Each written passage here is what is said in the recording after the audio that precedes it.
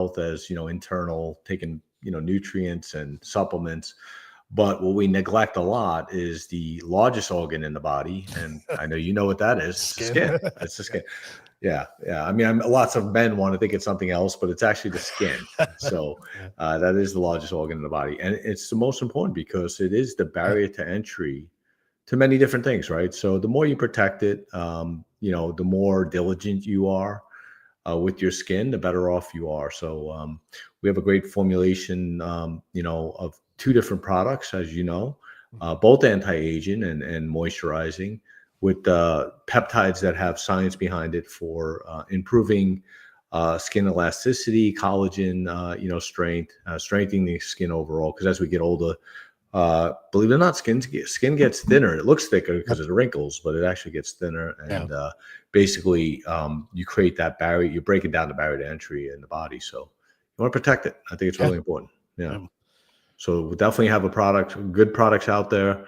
I think we're still offering, if you sign up, one of the top, I don't think 50 or so, the next 50 people that sign up get free samples. Yep. So definitely jump on that. I think you'll like the product a lot. Yeah. I think you're using it, aren't you? I am. Yeah. Yep. Yeah. I like it. Yeah, so go subscribe to the YCast on YouTube and take a snapshot of it. Send it. Yeah. Why not? Send it to the LinkedIn page and they'll ship you out some free merch. Absolutely. Why not? Pun intended, but why not? Right, exactly. and just to emphasize, YCast is predominantly geared towards men's health, as you know, because you're a producer and you're on there many times as a host, a co-host. Yep. But it's really geared towards men's health overall, because men, let's face it, we basically put our health last, or we just ignore it. Typically, a lot of my friends, a lot of people I'm around, always say, I'm going to get to the doctor, so I'll test that soon. I'm going to do this. We don't do it. Women are better at it, and women are great champions of men's health too, because they're the ones that actually say, hey, get the hell out of the house and go get checked, right? Yeah. So that's not a bad thing. But it's a great organization. We actually donate to women's projects for breast cancer, you name it, battered women, things like that. We're very diligent about understanding and basically championing the women just the way they champion us in health. So very cool. Yeah. And if for some reason you subscribed already, you can use a Project Y20 for 20% off any of the products. Yeah. So go check it out. Can I use that? Can I do that too? I would think you could. Okay. All right. Sounds good. You better be getting free product. Yeah. You got to stay young looking, right? You got to try. There is no fountain of youth. So there's definitely no fountain of youth. You can't stop getting older. But you can definitely offset the effects of epigenetics and, the environmental factors that cause us to look older. And that's what I'm hell bent at doing. So yeah, absolutely. Yep. Yeah. Very cool. Well, that's, kind of where we come in talking about, once you hit your 50s and over, what starts to happen. So we've done a few episodes now, and hopefully continue that and, piggyback on, what Project Y does and YCast. And, it's all about education. It's all about teaching people. So. Absolutely. So important for people to have the knowledge so they can, basically take care of themselves. Right. Yeah. You can't rely on medicine anymore, because you shouldn't rely on medicine. You should, I think that medicine's good when you're sick, but hell, I think you're better off trying not to get sick, right? Of course. Yeah, of course. And that's really the key, is really taking responsibility for your own health. I mean, we don't do that enough, really, because we're so, we're so used to, I'm sick, I go to the doctors, I get antibiotics, or I get this, I get that. So the reality is, don't get sick, right? Try to protect yourself from getting sick, especially diseases as you get older, like cancer, like heart disease, high cholesterol causing cardiovascular disease, dementia, Alzheimer's. There's things you can do to offset that. And that's what I like about what we talk about both on the YCast, on this show. It really does, it educates people, as you said, what we should be doing. Yeah, absolutely. I mean, you're conditioned from childhood, right? I mean, you got sick, your parents take you to the doctor. That's what you're used to, so they don't teach you how to take care of yourself properly. I'm not saying your parents, but society in general, right? I mean, we're fast food and all this crap put in Yeah. our foods and what we eat. I mean, it's just we're surrounded by it, so we Yeah. need the education. Yeah, absolutely. Especially in this day and age when insurance companies are the ones directing how medicine is applied. Oh So yeah, I think it's even more important to make sure you're knowledgeable and or you have somebody knowledgeable in the family, but you're yeah, knowledgeable and you take care of yourself. I think yeah. that's really key. Yeah. Yeah. And knowledge is power, right? Yeah, absolutely. 100%. Absolutely. So that kind of what led me to this topic tonight, because we've seen a shift, and I'll say since COVID, right? We've seen a shift in Oh yeah, without society doubt. where a lot of people are living more sedentary lives now than they Yeah, were before. Whether very they've true. transitioned from going to an office to sitting at home. I know my career's changed. I used to be on the field all the time, and now I sit behind a desk. Yeah. So and I think that's a lot of people have run into that. So that's kind of the topic tonight. Just kind of talking about the core, right? Yeah, Your sure. core, it's your stability for your entire body, right? And Yeah. I think it's overlooked in a lot of ways because of the lives we live, right? And I know a lot of people they go to the gym, and I've watched it, and you probably watch it too. They're doing biceps, they're doing triceps, they're doing legs, and that's all they do. They don't work on core. Well, yeah, that's what people see the most, right? Right, of course. Yeah. Yeah. It's all about Yeah.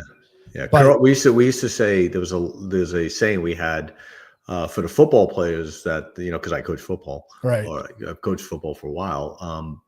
Curls for girls, and we used to tease them. Curls really, they're good. Biceps are great, but functionality wise, the core is the most important component to the body structure, right? Right. And we'll talk a little bit about that tonight. If you want to have a good structural foundation, the core is really the key element. So, Well, it's huge because it's everything else. I mean, think of a tree, right? You got your limbs, your trunk is that's your core. That's everything feeds off of that. So yeah, absolutely. So I put a little PowerPoint together to kind of guide us. I don't want to get too scientific with it. I mean, you and I are kind of, we've been through the science part of it, but just to kind of get people an understanding, of what we're talking about when we talk about the core. Yeah. Obviously it's a network of muscles working together to provide stability and power. That's the biggest thing, is stability. It's stabilizing your body. Without doubt. Yeah. So everybody's heard of abs, your abdominal muscles. You have your rectus abdominis, your internal, external obliques, your transverse abdominis. Those are some of there's a lot more muscles involved as well, but I just kind of hit on the key ones. Yeah, sure. The biggest ones. Yeah. And part of your core also involves your back, right? Yes, it does. Your glutes, absolutely. Absolutely. Yep. Yeah. And back is responsible, for posture, for balance, overall balance, and spinal support. And that's huge. Yeah. When you're exerting energy is not stagnant in a sense. It's not static, right? You're not just exerting energy in the shoulder muscle. It actually has a kinetic movement down the chain, right, and into your core, which is really what forces the stability of the body. So any power, energy you exert for any muscle group from the extremities eventually ends up really kinetically transferring to the core. So that's really important to understand that, because that's really something you need to protect. Mm-hmm. And then you got some of your other muscles. You believe it or not, your hip flexors, your glutes, they all play into your core. Yeah. Yeah. And hip flexors are so key, because I don't know about you, but as I got older, my hips got tighter, it's less flexible. That's really your T-bands, if you know what, I know where they're located, but on the basically from the hip, medial hip, all the way down to the kneecap, laterally, which is on the outside of the leg, you have what we call the T-bands, and they get tight, which also tighten the hips. So it's really key to not only work the core from a muscle standpoint and strength resistance training, but also from flexibility standpoint. It's really key to keep it flexible and nimble, because you can then transfer energy more effectively. Well, it also prevents injury, right? Yeah, without a doubt. And the other thing to remember too is if you have weaker muscles, right, the slack of those muscles is going to be taken up by another muscle, right? Yeah, so you're going to basically stress that other muscle that sure. normally wouldn't do that job, and now it's covering for that for the weak muscle. That's right. That's exactly right. Yep. I agree. And then the whole kinetic chain is off. Yep. And if anyone understands the kinetic chain, it's really your balance in your body, right? So once something's off, you're going to have hip problems on one side, a shoulder problem on the other side, whatever it is, oblique problem on one side. So you can definitely affect the knees, the ankles. Your kinetic chain is so key. And really the key component to keeping a strong kinetic chain is your core, core muscle groups. Yeah. Yep. Yeah. And believe it or not, your core affects your breathing too. Yeah. Your diaphragm is huge. That's a core muscle as well. Yeah. So So when you talk about breathing, how should somebody be breathing when they're working out? And that's key because that does affect the transfer of energy within the core as well. Yep. So what's your thoughts on that? Just out of curiosity. Well, I think you breathe, you breathe in on, concentric and eccentric, you're breathing out typically, right? If anybody understands what that means, but right. So I think on the exertion, you're breathing out, and on the release, you're breathing in. Right. Yep. Yeah, exactly. Yep. So I think that affects the way you transfer that energy as well. And I would say most people don't breathe right when they work out. Right. I would agree with that. A lot of people hold their breath, believe it or not. Yeah. So you keep the diaphragm engaged and expanded. And so what it doesn't allow you to actually engage your core muscles as you're working out. And that's actually another key point. Your core muscles should be engaged when you're working out. Whether you're doing biceps, triceps, legs, you want to keep that engagement in the core muscle groups. I mean, that's really key for functionality. Yeah. And it makes it hard if you have a weak core to do that, right? It affects your other exercises that you're trying to do as well. Yeah. It takes practice because the more you engage the core, the more you understand the body, right? And how your body works as far as, lifting weights or concentrating on a specific muscle group. It's really key. Yeah. Yeah. I know when I went through NASM, the one thing I like about the OPT model, and there's a lot of people that don't subscribe to that, but I like the fact that they do stabilization first, right? Yeah. Because I think it's overlooked. People just jump in and start lifting weights. You can have, I talked on the last show about, doing an assessment, doing a squat test, watch that. That was a good show. Yeah. Find any muscle imbalances that you have, because honestly, before you jump into the next phase, those imbalances need to be corrected, because to your point, it's going to affect that kinetic chain. Yeah, you'll be more imbalanced, really. If you're not fixing the issue and you just go and work out, you can do more damage than good. So you definitely want to make sure that you get that assessment. I agree with that, by the way. I'm a huge proponent of that. I think it's important. Yeah, so do I. So, we talk about weak core, big problem for people is lower back pain. You hear it all the time. Everybody, my back's killing me. My back hurts. Yeah. Poor posture, increased risk of injury. We talked about balance and stability. Yeah. So, it could also impact digestive function. Yeah. Well, think about, exactly. It can, because you're hunched over, you're squeezing, So think about the cascade effect that happens also. If your core is not strong, as we get older, we're losing muscle already. Now we're trying to work out our core. We're not really doing anything to support the core and make it stronger. We get back pain and backache. Now you stop working out. Now you lose more muscle, and it's just a cascade effect. Everything goes downhill. Yeah. So it really is early on. And when I say early on, if you're in your 50s, 60s, you can still strengthen your core. You're not past your time to be able to strengthen your core. I did it. I wish I would have been able to, post this or show this tonight, but I was reading an article on this lady that started working out at 70 years old. And she's I saw this on LinkedIn, believe it or not. And it was, good story. Yeah. And she's 78 now, and she's toned and in shape, and she's lifting more weights than some of these 45-year-old men. And she's just amazing. But she said, she started at 70. It took her a year or two to really strengthen. And, she's never felt better. And now she's doing things. She used to be in pain, and, she couldn't get up, and she never walked around. Now she's doing, we're talking about pretty heavy weights, though, she's lifting. Yeah. And she looks amazing. Yeah. So good for her. So it's never too late. That's another key, point. So you can always strengthen. Yeah. I love hearing stories like that. That's so cool. It's a great story. Yeah. Grandma turns bodybuilder at 70. It's a pretty amazing story, That's cool. That's cool. We should share. Once we find that article, we should share it again. I was gonna pull it, and then I just, with my old age, I forgot. So yeah, yeah. Is there anything for that? Anyway, cognitive abilities. I'm not so sure about that, but yeah. So we talked about some of the problems associated with a weak core, right? We talked about back pain, absolutely, not adequate support for the spine, poor posture. Talked about increased risk of injury, of course. Especially with poor posture, you can get kyphosis, you can get any kind of that with the neck, and it's never a good thing. No doubt. Difficulty with balance and stability. I mean, that's, as we get older, that's huge, right? Balance and stability is big. Yeah, well, think about it. You're older and you fall down and break something.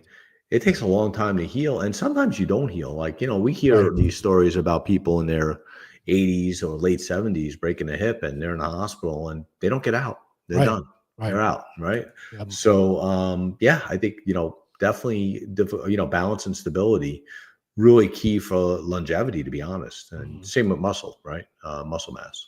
So definitely, that's a key point. And then your other point, which I think is really overlooked, including myself, sometimes I forget about this, digestive issues, right? With poor abdominal structure, or poor core, you're not really aiding the intestinal tract to digest and to move food down, so you can you can have normal and strong bowel movements. Strong, I guess, maybe not a good term, but but bowel movement, and so being regular is so key as well for health.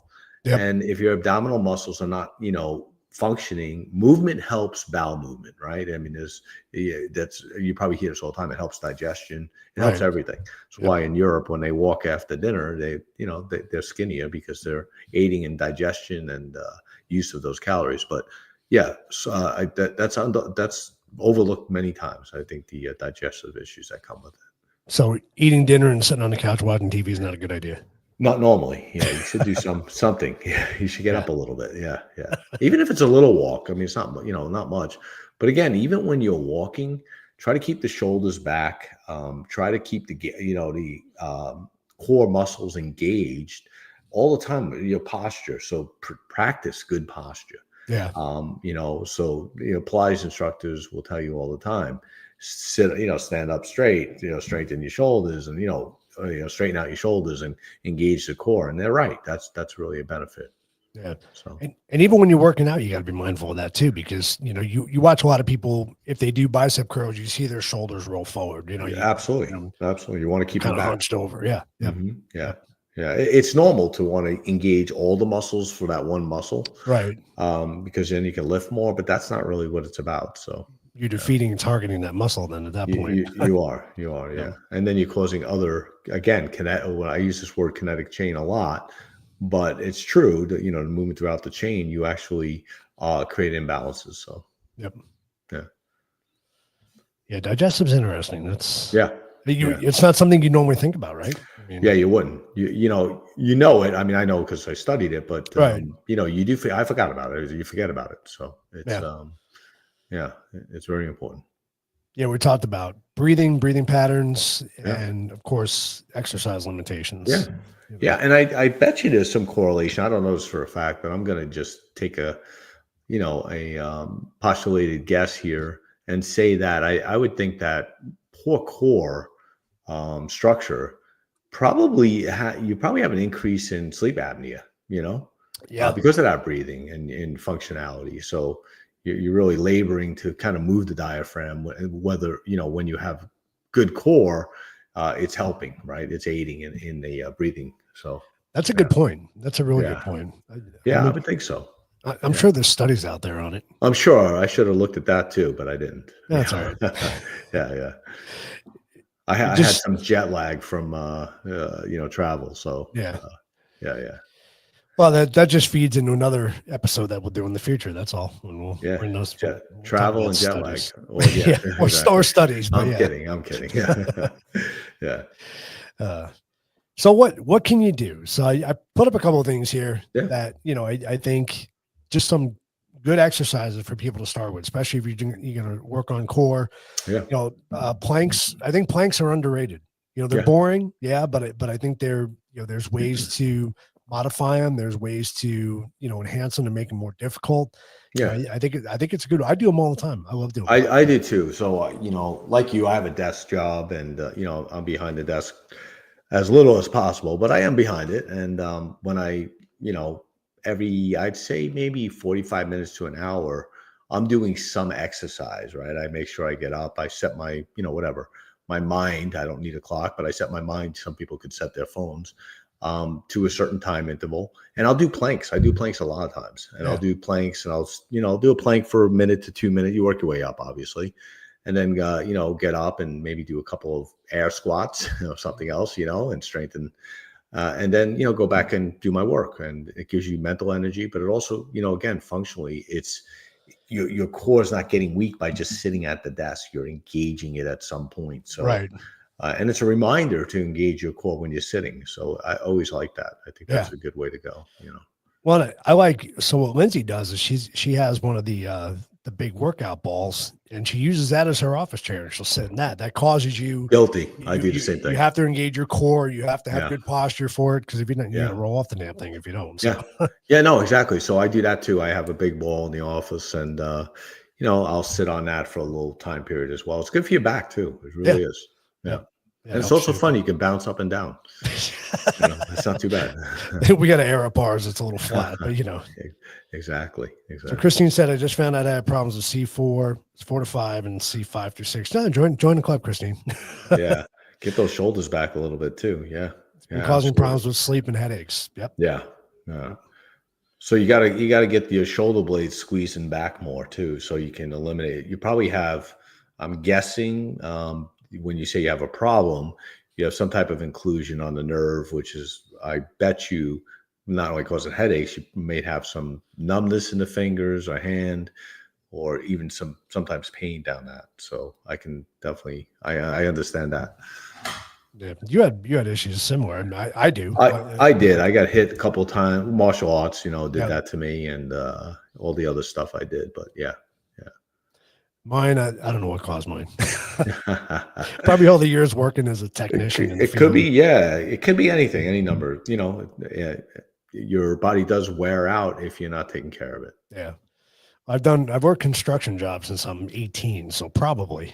Yeah. Wouldn't surprise me. Yeah. So you have ruptured disc, yeah. So it's completely ruptured. Yeah. That could be painful. Absolutely. You can build the muscles around it, which does help. I did it. They wanted me to have surgery, and I'm not saying surgery is bad, but it's the last thing I'm ever going to do. If I have to, I would. But you know, I did a little bit of rehab, and again, engaging the core muscles and upper back muscles to really emphasize that particular area: C4, C5, C5, C6. So. Yeah, don't neglect the back either. Yeah. So, and a lot of people do. Yep. A lot of people do. Yeah. Yep. Probably my favorite exercises are the back muscles. Yeah, I enjoy them too. Yeah. You know, and you know, again, the reason I put these graphs up there is, you know, not everybody has access to a gym, right? Not everybody has access to weights. So there's other ways you can work out. There's other exercises. Without doubt. So if you can't afford a gym, get bands. Like, you know, you see bands on bands are very good. Easy to use. You know, just hook it up to whatever, a doorknob or whatever you want. And you just make sure it's secure, though. You don't want to smack yourself in the head with a band. It hurts. So, you know, I did that at a hotel once. It wasn't fun. Did you really? But yeah. It wasn't as fun as the you know, the advertisement said. Anyway. So. Well, I use bands even as I work out with weights. I'll use them intermittently between. I use them complementary. Yeah, they're great. They're really good. Yep.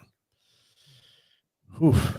7 surgeries. That's a lot of surgeries. Jeez. L4, L5. Yeah. Yeah, that's common. Yeah. You must have beat up a lot of people to get all those injuries. I don't know. So don't mess with Christine. I get it. Okay. All right. Exactly. I'm writing that down in my notes here. So yeah.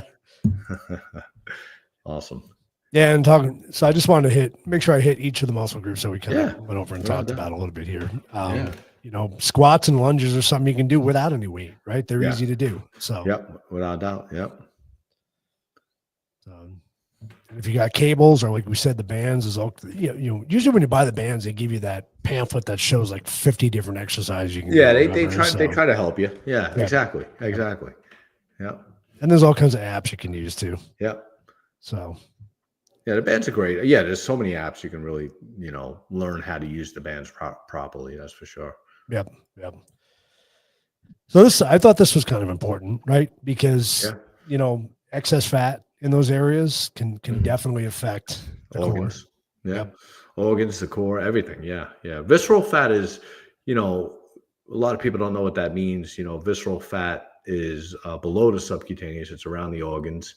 The subcutaneous is one thing that's easier to get rid of, believe it or not. Visceral is a little bit more difficult. Yeah. But it is important to try to keep visceral fat at a low, as well as subcutaneous fat. But it can be difficult. There's no question about it, as we get older. I'm trying to think back to my anatomy days, and I don't remember what causes the visceral fat versus the subcutaneous fat. Is it mostly diet related visceral fat, or is it's absolutely diet related? You do need some visceral fat. It does add a layer of protection around the organs, but you want minimal. You don't want you don't want to be have a high percentage of visceral fat, and there's ways to show the ratios on that, different things. You can do buoyancy testing and stuff like that too, hydrostatic. But as far as getting rid of that, it's calories in, calories out, to be honest. I mean, it's the typical thing, right? That's how you do it. Usually that's how the formula works. That's the only way to, unless you're on a GLP-1, it does, limit, they work. I mean, it really is shown to reduce visceral fat by a lot. I mean, so GLP-1s are good for people that have difficulties and, can't do it on their own, tried everything. And, I think they've shown a lot of promise in that. Yeah. Yeah. Well, and, honestly, when you hit 50, I'm finding it myself now, right? I mean, it's hard to get rid of that belly fat. It's very hard.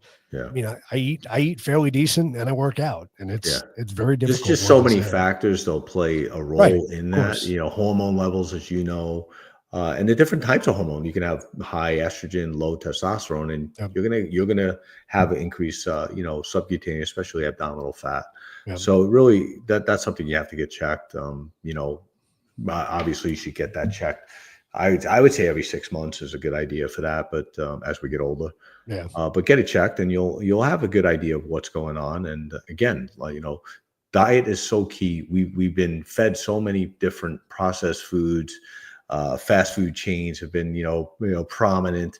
So, we are definitely a product of our environment, and you got to try not to get sucked into that environment and try to eat as healthy as possible, which is not always easy. It really isn't. It's very difficult. You might even be buying foods you think are healthy and they're processed, and you don't know that. People drink oat milk, for example. I'll give you an example. Yep. Oat milk in their coffee, and they're like, this is the best. I'm not drinking, cow's milk, and it's better for me.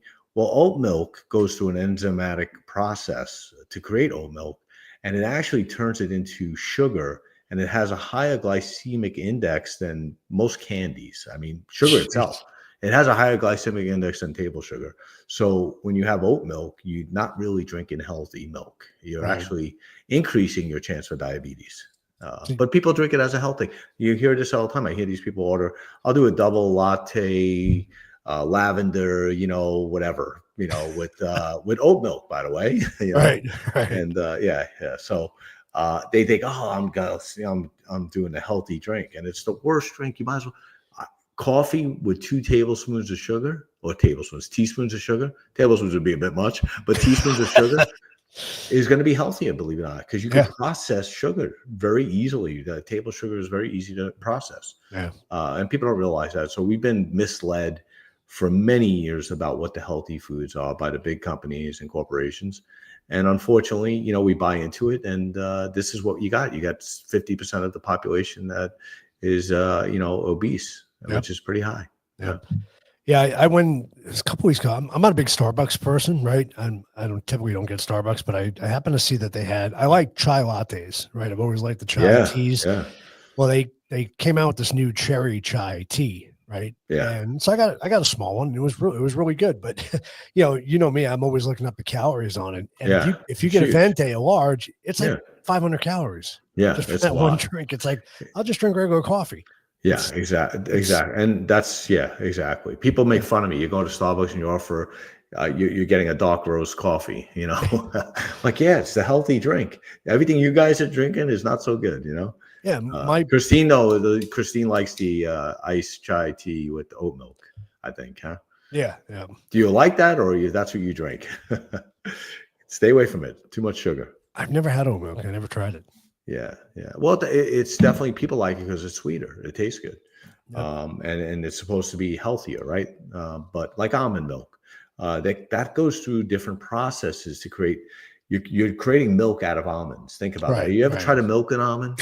They don't milk very well. I tried it once. It didn't. I got nothing out of it. You can't milk it. You can't find the teats, but Right. but there's nothing. But anyway, it's very complex. Yeah. But yeah, so it goes through a process that's not natural, and it creates problems. I don't know where this, I don't know where the stigma came that regular cow's milk is bad for you. I know. Yeah, I don't know where that came about. I don't know. I don't know. Other than people that are lactose intolerant, right? That's obviously I don't think we were meant to drink cow's milk, as humans, but Yeah. but the lesser of two evils, I think it's still a healthier option. Yeah, I don't think it is actually, and it has colostrum in it, which is great for growth. Trying to keep my lighting here; it's going like crazy here. So Is it? Yeah. Sorry about that. You don't need to see me though. But anyway, yeah, cow's milk is healthier. It really is. Colostrum's good. It's the closest. Goat milk and cow's milk closest to our milk, women's milk. I don't have milk, but yeah. So it's healthy for individuals. Healthier. Yeah, I mean, I drink, I don't know, maybe 4 cups of coffee a day, and I track my calories a lot of times, and even with the low fat half and half that I use, I'm still only at like 60, 70 calories for all that coffee that I drink. Yeah. It's insane. Yeah. Oh, that's another, we'll call it misdirection by the industry. It's like eggs, right? People always say eggs cause, high cholesterol. Well, it's actually been proven recently, and I'm sure Keith, you're abreast on this, that actually lowers cholesterol and actually increases cognitive abilities and lowers your risk of Alzheimer's. I've heard that. 1 egg per week, they're saying actually lowers your Alzheimer's chances by about 60%. 1 egg a day, one egg a week, which is pretty good. I read something somewhere, and I don't remember if this is true or not. Maybe you can tell me. So cholesterol in foods doesn't always have a direct correlation to cholesterol in blood. It doesn't always cause higher cholesterol in blood, right? That's correct. Yeah, absolutely. That's true. Very true. So just because something has higher cholesterol, that's a food, doesn't mean you're getting high cholesterol. Well, it's actually been shown that sugar can increase cholesterol quite a bit. So people think that fats are the cause. Now, processed oils and things like that, seed oils, I don't think they're great for you. But olive oil will help lower your cholesterol. Yep, I've heard that. So so it's not. It's not like I had a fat, now I'm going to get fat. That's not the way it works. So it doesn't transfer that way. We utilize those nutrients very different. I like goat milk too, by the way. And goat cheese. Oh, don't get me started with cheese. Right? I love cheese. Yeah, cheese is great, and cheese is a good fat. You got good fats, right? So there's good and bad fats. If it's not processed cheese, you're not buying what we call American cheese. Like Kraft American. I think you're in good shape. Cheese is actually pretty good. That's not even real cheese. Yeah, exactly. Yeah, so core strength, let's see, what are we doing? Maintain obesity, yeah. I mean, lower your risk of obesity if you can. Core. Yeah. Improves metabolic function. Yeah, absolutely. Well, you're burning more calories because what are you doing when you strengthen core? You're building muscle in that area. Yep. Lean muscle, you will burn more, calories than no muscle or fat. Yep. So the more lean muscle you have, especially in the core, you use your core every minute, right? You're always using your core. We might not use it right all the time, but you're using your core. So the leaner muscle mass you have in the core, the better. So Yep. yeah. Sorry, I'm trying to change my screen as we go here. Yeah. So So yes, muscle talked loss. about this. Yep. Always. Yeah. This is such a big thing. It has been shown, quite a few studies show that losing muscle mass is the key indicator for poor health as we get older. No question. I mean, Right. there's it's not even a argument by anybody to say that's not true. So, lean muscle mass is key for health. It really is. Yeah. And also, limits mobility. Yeah. Right. Your core. We talked about high risk of fall. Mm-hmm. Increased pain and joint stress. I can't tell. I know so many people that have lower back pain. It's crazy. Oh yeah, more than not. Yeah, absolutely crazy. And even just everyday activities, right? Yeah, absolutely. I think I saw a question. Where do I keep my goat? Interesting. So in the garage. No, if you actually my garage is too packed. I don't keep it there. I keep it in my room. Actually, the goat's very friendly. It's not too bad, and it's sometimes cuddles. When you're lonely. Right. But you can buy goat milk anywhere. It's actually really good. Yeah. Sprouts has it. I know. Yeah, most of your stores have it. Yeah, absolutely. I have to try. I never tried it. I have to try. I've had goat cheese. I just never had goat milk. Yeah, it's good. It's actually really good. It's very tasty. Have to you won't even notice much of a difference. No. So this was interesting, I thought. So weak core equals poor posture, right? Yeah, absolutely. So inability to stabilize the spine. You get a forward head posture, rounded shoulders, like I talked about a little bit earlier. Poor pelvic control, anterior, posterior pelvic tilt, right? Yep. Reduced muscle endurance, fatigue, and postural muscle slugging over time or slumping over time. Sorry. Yeah. It's slugging. Compensation by the muscles. That's what we talked about. Yeah, probably the same. Yeah. So overuse of neck, shoulders, leading to tension and pain. And cervical issues, like our disc, sometimes poor posture can cause impingement in the nerve. Yep. And when you have that, or even slightly ruptured disc and things like that, over time, you do that same thing over and over, it's wear and tear. And if you're doing the same thing wrong over and over, it's going to have consequences. Yep. And that poor posture has consequences, like everything else. Think about great analogies. Think about baseball players, right? What do they have most commonly is rotator cuff issues, right? So it's they're constantly doing the same thing wrong. Yep. You're not made really. You weren't supposed to pitch a ball that way, right? Right. If you ever seen a curveball thrown, you'll see what I mean. But do that in slow motion. See the way the arm bends, and over time, and the shoulder goes out. It's going to cause problems. Absolutely. Yep. And then, of course, impaired breathing pattern. Shallow chest breathing and affecting posture and rib mobility. Yeah. Which is interesting. Yeah, that's true, actually. Very true. Yeah. Yep. Because your abdominals and your core muscles, around the obliques and all the different muscle groups around that support the ribs, and especially the floating ribs. So really key. Yeah. So it's a lot of good information there, I think. And hopefully that gets people thinking about their core a little bit more, because it is without doubt. Yeah. It's so, again, it's overlooked, right? I mean, people don't realize how important, and trainers are just as guilty, by the way. A lot of times trainers know that you're coming to the gym. If I can get you to look better, you're going to keep coming back. So they just don't really work on those other areas that they should be working on. So it's really key to know that. That's why I'll say it again. I'll give a shout out to NASM, because I like their OPT model. I really do. I do too. Yeah. I think they're one of the better organizations for that. No question about it. Yeah. So if you can get yourself a personal trainer, I recommend it. I really do. Yeah. So especially if you've never worked out before, right? Starting out just to get assessed. I think that's really key. Yeah. Without doubt.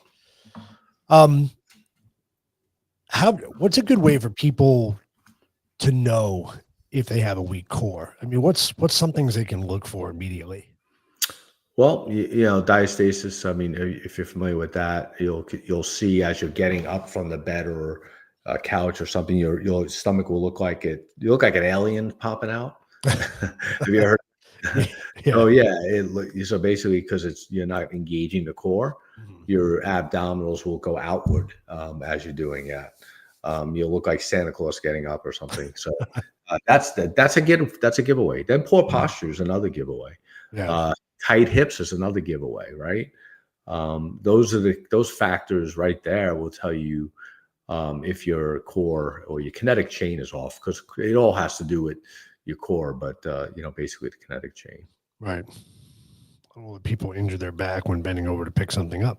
Especially when they don't bend their knees, because Right. they're basically engaging just the lower back Lower muscle back. Yep. and not the abdominals and not the glutes, which Keith talked about earlier, which is really key to the core. So they're overextending the lower back muscles. They don't have the strength in the core to come back up. That's a problem. So definitely bending the knees, being able to do air squats as you're older, reduces your risk of early death, believe it or not. If you're able to bend your knees, get up from a chair 10 times without using your hands as a workout, if you can do that, you're lowering your risk of really injury and premature death, believe it or not. And it's been shown to do that. And trust me, doing squats without weights could be difficult enough. You don't have to do weights. Oh, it is. Do 20 of those or 10 of those, and Yep.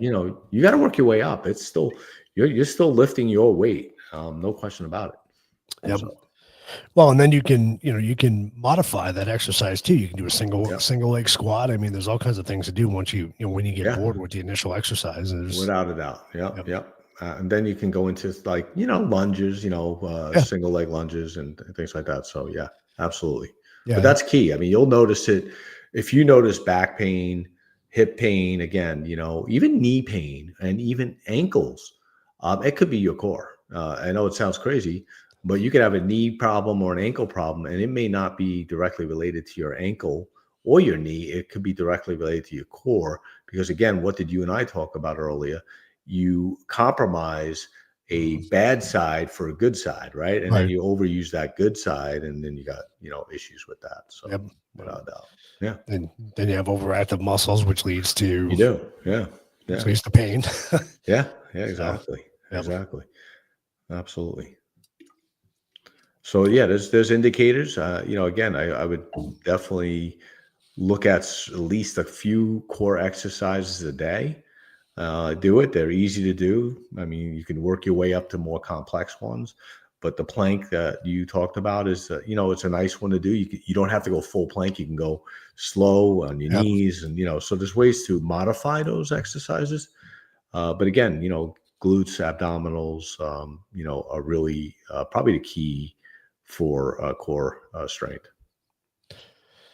I should. I was thinking last week that I should come visit you one of these times we do the show, and we should demo some of these exercises that people can do.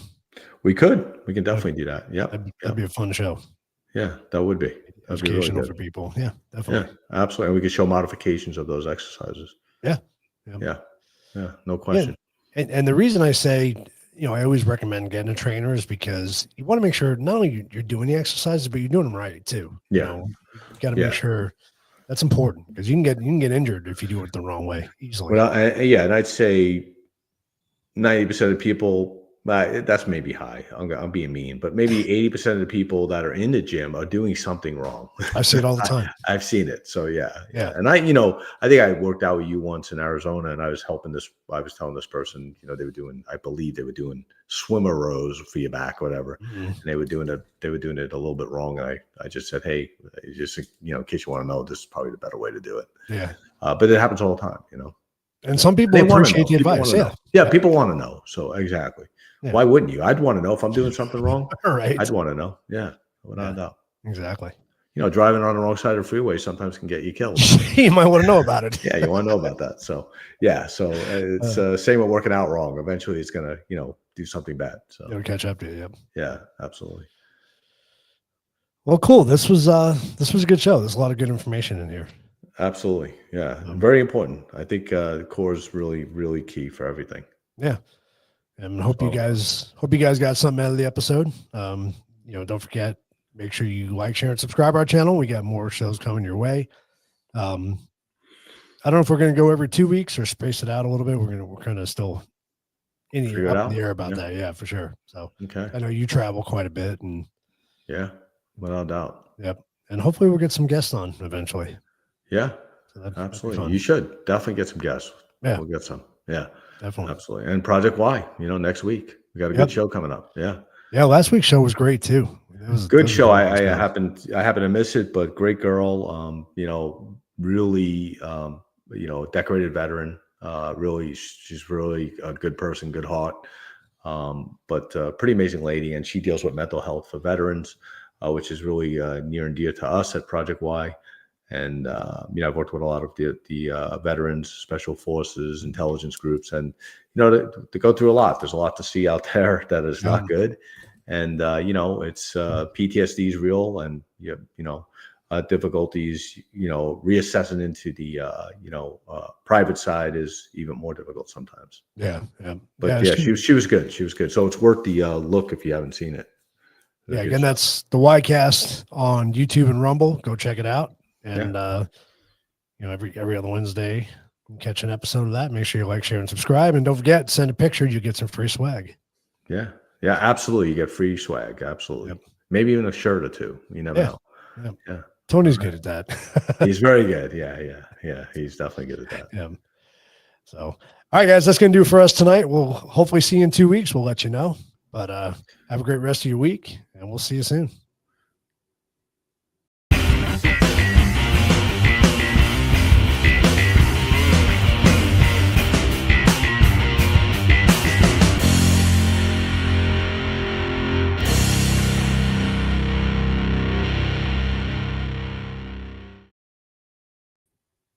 All right.